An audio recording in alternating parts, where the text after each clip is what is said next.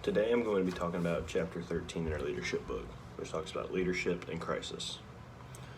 A crisis is a major, unpredictable event that threatens an organization.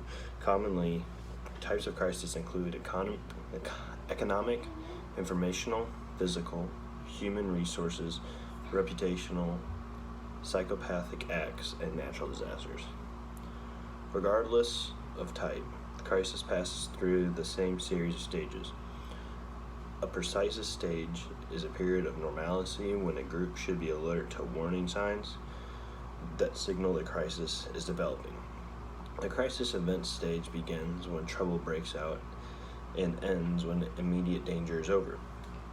The post-crisis phase of evaluation and analysis starts when the immediate danger is past and the organization has resumed normal operations. So pretty much this could all mean when the natural disaster comes, like a flood or tornado, and your business gets hit, you have pre-crisis, which is knowing it's coming, the crisis, and then the post-crisis, what you do afterwards. Each stage of the crisis process requires different communication skills and strategies. Your duty as a leader in the precise stage is to move the organization from the crisis-prone to crisis-ready. Your company should always be ready for crisis because you never know when they're coming, and that's the big difference between what companies will survive and what companies won't survive from the crisis. Crisis readiness requires to 1. Recognizing danger signs through scanning the external and internal environments. 2. Identifying trouble spots or vulnerabilities. 3. Developing a crisis management plan, including a crisis management team. And 4. Building an organizational credibility.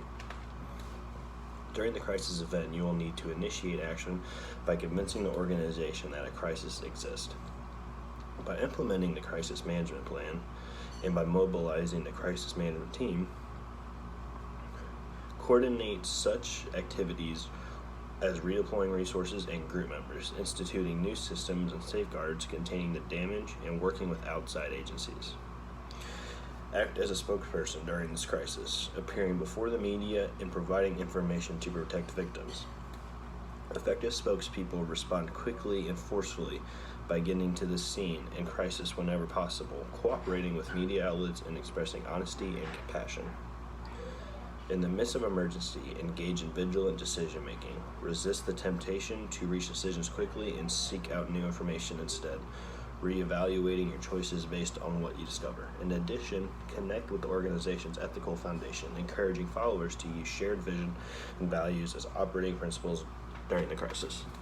As a company, you should always have a crisis plan ready, and you should also have third parties being involved in your crisis plan. Those people are trained for crises, and they will make sharp decisions without cloud judgment. When a crisis happens, especially a crisis that we don't expect, anyone that's not trained will have a cloud judgment and will react, not think before they do anything. In the midst of an emergency, engage vigilant decision-making and resist temptations to reach decisions quickly and seek new information instead. It's important to think through, make a process. It's important to have a good set of plans before the crisis happens so you know what to do when the crisis happens.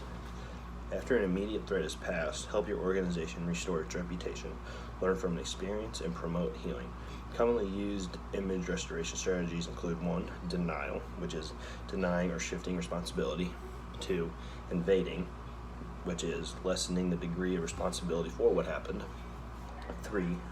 Reducing offensiveness, minimizing the audience's negative feelings towards the act or actor.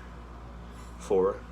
Corrective action to repair the damage to prevent reoccurrence of the problem. And 5. Mortification, admitting guilt when apologizing.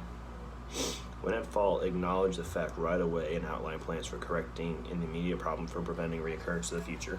A lot of companies, they don't tell you right away. They keep it under ropes and they let other people find out. If the people find out before the company tells them, that is a lot of trust gone, and it could be a lot worse of a problem than just telling everyone right away and telling them the plans to fix it. Learning is facilitated by thorough record keeping during the crisis event and takes place through retrospective sense-making, reflecting on past events, organizational reconstruction, and through observing the examples of other organizations. The ultimate goal of crisis learning is to create a high readability organization. High readability organizations are mindful of failure taking nothing for granted while improvising in the face of surprises. Corrective action promotes healing and does shaping of memories of events focused on the future, engaging in renewing disclosure and discourse, and recognizing that triumph can come out of tragedy. This is Chapter 13, Leadership in Crisis.